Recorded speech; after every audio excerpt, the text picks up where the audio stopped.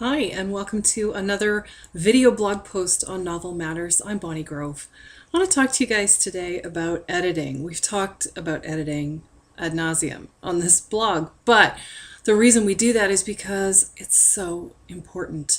And what I want to talk to you about today promises to be both more personal and more painful than other editing topics that we've covered on the blog. Want to show you some stuff that I have been working on my own work in progress, my own still unfinished novel, A Girl Named Fish. And I want to talk to you about editing the beginning of our novels. When I started writing A Girl Named Fish, I had done a tremendous amount of research ahead of time, both in terms of the story and its structures and its characters, as well as the mechanical research that needs to be done, the who, what, when, where, the history, that kind of stuff. So we're looking at about, 18 months or so of me trying to process all of this information. And then I began to sit down and write, and it was so hard. Even though I had done all of this work ahead of time, I still wasn't entirely sure where I should begin, how to start. So eventually I just started, and I wrote pages and pages and pages, and probably up to about, 4 or 5 chapters or so. When I looked back at my beginning, I realized it was awful. So I rewrote it, and then I rewrote it again, and then again. So we're on rewrite number 4 of this beginning of this novel, and I was pretty happy with about the 4th start to the novel, and I left it and I kept writing from there on. And now we're at, it's not a finished novel, but we're at about, this is my big stack I printed out earlier this week. We're at about 234 and a half pages. I'm somewhere approaching 63,000 words. And I'm at that place in the novel where I'm not writing the end yet, but I am beginning my descent. And I wanted to stop what I was doing, print out my manuscript, which is not something I do very often, save a tree and all that. So I wanted to go back and simply read what it is I had written, making sure that I'm picking up all of the threads of plot and character and conflict so that I can really squeeze the vice at the end, make sure I haven't left any possible conflict unresolved. And so I began to read. I printed it out, I sat down, and I read. Now, my problem is that when I read my own work, I can never, ever read it without my pencil in hand. I'm always editing. Whether it's in my head, I might as well have the pencil in my hand because I'm going to change it anyway. And so now I'm looking with fresh eyes at chapter 1. And I read it and I realized it was all wrong. Again. Now I've written and rewritten the beginning of this novel 5 times. And I'm really happy that I did. Now I want to show you what I mean when I say rewrite. This was no small edit, but it really needed to be done. So when I sat down to edit, I wasn't trying to edit. I was trying to read my work. I began to edit like I always do. And what ended up happening was something that looks a lot like this. This is actually my actual first page of draft 4 of A Girl Named Fish. Now, any of you who I have done edits on your work, and there are a few of you who read and hang out with our blog on a regular basis that I have worked, and you've seen my terrible comments and marks in your work, you can see here that I do it as much to myself, and that should be, I hope, some small consolation to know that. This is filled with notes in the margins. It is filled with lines crossed out, entire paragraphs crossed out. And then I also discovered that a big piece of information that I needed at the beginning of the novel, I had actually tucked away in the beginning of chapter 2. There was just a lot to do. This is the hardcore editing that has to happen. when you approach your book from the perspective of the reader, which is the goal of editing, is to look at your book as a reader, not a writer. How different is it? Well, I'm going to show you here. I've got another computer behind this one, and I'm just going to show you very quickly the difference between the first and the last. Chapter 1, attempt number 4 reads like this. Chapter 1, what lies ahead? September. We are drunk on celebration and lack of sleep and Rose's strong beer as we march and tangle through the forest of trees. We are the remnant, what's left of last night's anniversary celebration, a group thinned from the population of Picture Island, the straggle of revelers who didn't have the sense to go home when the party was over, but stayed and stayed, drank and drank, until it was too late to pretend that we weren't clinging to the last good thing that had happened to us in years. There must be nearly 100 people trekking through the woods. Hank and Rose are near the front of the crowd, arm in arm, together again for the moment. George not far behind them. He smiles at everyone who looks at him sideways. Gladys and the 3 sisters chum together somewhere in the middle of the throng. And of course Joan. She and Leaf hold hands and walk more slowly than the rest, reveling in the near privacy at the back of the long line of townsfolk. We must number close to half of the island's population, more or less.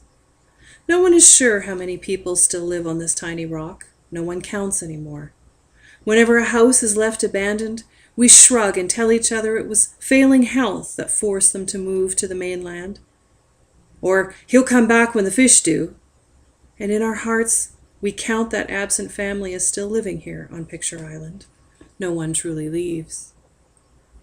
That was the 4th attempt at writing a beginning to this novel that I had been planning for about 18 months. It was terrible. I mean, you can see it's lacking. Well, maybe you can't because you don't know what the rest of the story is about, but trust me, it is. So I looked with new eyes, and here they are on my head. And I began to understand that now that I was 235-ish pages in to my novel, I understood so much more about what was happening in the book. And I was actually able to write a beginning, a good beginning, the right beginning, far more equipped to write it now than I was when I actually started writing. The tone was different because I had developed a different kind of tone. The characters came across differently. There was a folksiness that was missing in this front piece that should be there. All these kinds of elements that came from doing the hard work of writing, of saying this beginning is good enough for now and I need to leave it and move on and then come back to it. That is a huge understanding that we all need when it comes to editing, especially editing our beginnings. Even when we're happy with what we've written, once we get deep into the book, we need to come back and look at our beginnings with new, fresh eyes, deeper understanding, and be willing to absolutely rewrite. The new beginning, and I'm not going to promise that this is the final beginning, but the new beginning of A Girl Named Fish reads like this. Chapter 1, What Lies Ahead? September. We begin in the middle of this forest. That skirts the southeast edge of Picture Island, Maine.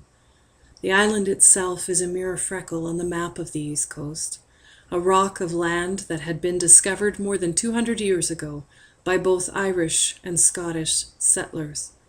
They fought over it, often to the death, but somewhere in the midst of the carnage had time to found a town, which they unaccountably named Bethlehem. Both groups soon discovered the ground wouldn't beget much besides weeds and rocks. Not much of a prize considering the vast wealth of the continent just to the west, but the fishing was good, and a living could be scratched together, so the Scots, being Scottish, and the Irish, being Irish, kept fighting over it. Eventually, the Scots drove the Irish out. At least that's what it says in the record books down at Town Hall. Truth is hazier. For all the hate that ran between the Scots and the Irish, there was plenty of passion, too. On those dark, cold winter nights, who can say who ended up in whose bed? Nowadays, no one splits genealogical hairs. Well, not to the death, anyway. A very different beginning. It feels different. It sounds different. And it actually contains in it the feel of the novel, the feel that I wanted to convey through my characters, through their relationships with each other, through the setting, all of the things that we hope to encapsulate and capture at the beginning of our novels. But I wasn't able to write that beginning at the beginning. It's taken me months of writing and hard work and working on all of the pieces and components of my novel to be able to bring out a true beginning. And so the piece of take home from this post is that when we write our beginnings, we need to do so with a very loose hand, with a very open understanding that we will revisit this and we will rewrite it, and it will be completely and utterly different. And that's okay. It doesn't mean that we've failed in our attempt to write a beginning. I think the fact that the book began in the first place is a pretty big step.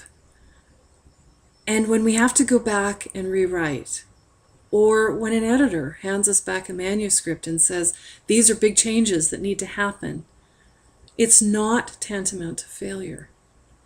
It's actually just a good sign that we've made a beginning.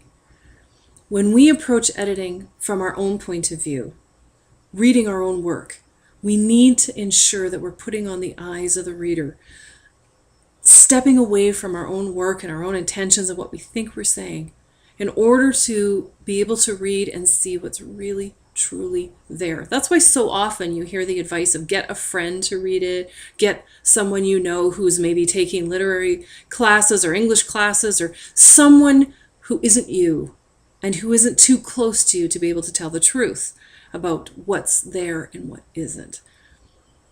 If we're able to hone that skill for ourselves, at least to some degree, I think we're going to be better writers for it. And I think editing is going to be less painful. Not because there's going to be less changes that we make. We're always going to be making changes. But it's going to be less painful because we are kinder to ourselves when we realize that editing is part of the creative process. It's not something that happens separately once the real creative work is done. Editing is the creative work as much as writing words on a blank page. So let's be kind to ourselves as we edit and to each other, realizing that if somebody is going to speak into your creation from an editorial point of view, they're doing so as a collaborator of the creative. I hope we have a lot of fun out there. I hope that we are having a lot of fun writing our novels. I hope that we are being kind to ourselves as we go back and make changes and not beating ourselves over the head and saying, I missed it, I did it wrong, I'm an utter complete failure. None of that is true. We're just doing our best, and we are doing our very best as we go along right to the very end until finally somebody pulls the plug and says, stop, it's done. Thanks so much for hanging out with me today on Novel Matters. You know, we love this place. We love you guys. We love the community that you have helped make this become. And I love chatting with you guys. I will see you in the comments section. Bye for now.